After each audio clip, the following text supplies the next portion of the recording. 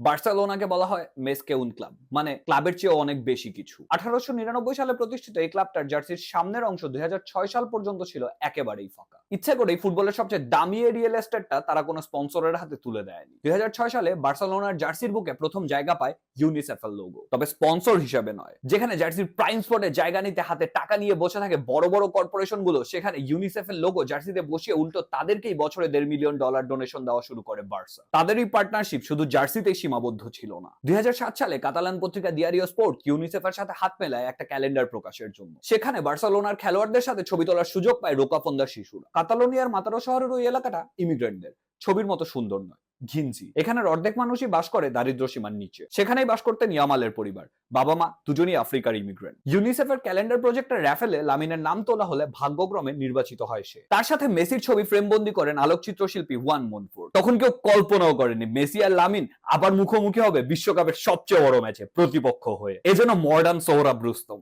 এখন প্রশ্ন হচ্ছে, ম্যাচের শেষ হাসিটা হাসবে কে?